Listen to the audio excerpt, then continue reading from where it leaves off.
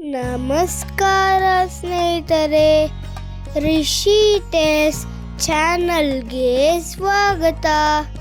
ಇವತ್ತು ಹನುಮಾನ್ ಜಯಂತಿ ಕತೆ ಕೇಳೋಣ. ಬಹಳ ಹಿಂದಿನ ಕಾಲದಲ್ಲಿ ಅಂಜನಾ ಮತ್ತು ಕೇಸರಿ ಎಂಬ ದಂಪತಿ ಇದ್ದರು. ಅವರು ವಾನರ ರೂಪದಲ್ಲಿ ಇದ್ದರು.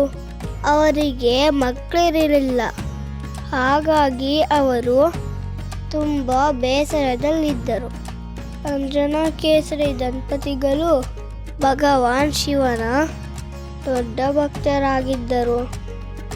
ಮಗುವಿಗಾಗಿ ಅಂಜನಾ ದೇವಿ ಶಿವನನ್ನು ಕುರಿತು ತೀವ್ರ ತಪಸ್ಸು ಮಾಡಿದರು.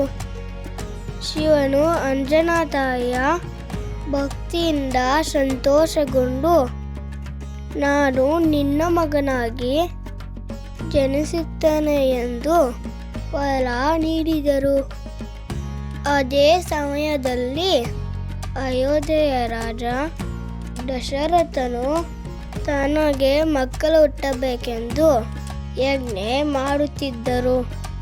ಯಜ್ಞ ನಂತರ ಅವರಿಗೆ ದೈವಿಕ ಪಾಯಸ ಸಿಕ್ಕಿತು. ಅವರು ಅದನ್ನು ತನ್ನ ರಾಣಿಯರಿಗೆ ಹಂಚುತ್ತಿದ್ದ ಸಮಯದಲ್ಲಿ ಜೋರಾಗಿ ಗಾಳಿ ಬೀಸಿತು. ಆ ಪಾಯಸದ ಒಂದು ಸಣ್ಣ ಭಾಗ ಹಾರಿ ಹೋಗಿ ಅಂಜನಾ ತಾಯಿಯ ಕೈಗೆ ಬಿತ್ತು.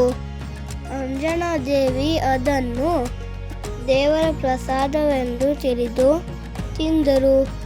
ಆಶೀರ್ವಾದದ ಪರವಾಗಿ ಅಂಜನಾ ತಾಯಿಗೆ ಒಬ್ಬ ಸುಂದರ ಮತ್ತು ಶಕ್ತಿಶಾಲಿ ಮಗುವಾಯಿತು. ಆ ಮಗುವಿಗೆ ಹನುಮಂತ ಎಂದು ಹೆಸರಿಟ್ಟರು.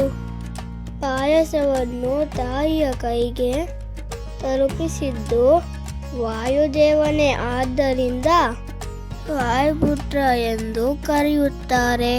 ದೇವರಲ್ಲಿ ಅಥವಾ ನಾವು ನಂಬುವ ಶಕ್ತಿಯಲ್ಲಿ ವಿಶ್ವಾಸ ಇಡಬೇಕು. ಆಂಜನೇಯ ಎಲ್ಲರನ್ನು ಕಾಪಾಡ್ತಾರೆ.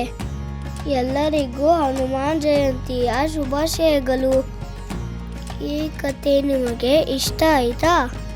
ಹಾಗಾದರೆ ಸಬ್ಸ್ಕ್ರೈಬ್, ಲೈಕ್, ಶೇರ್ ಮಾಡಿ. ರಿಷಿ ಟೇಲ್ಸ್ ನೋಡೋಣನ್ನ ಮರಿಬೇಡಿ.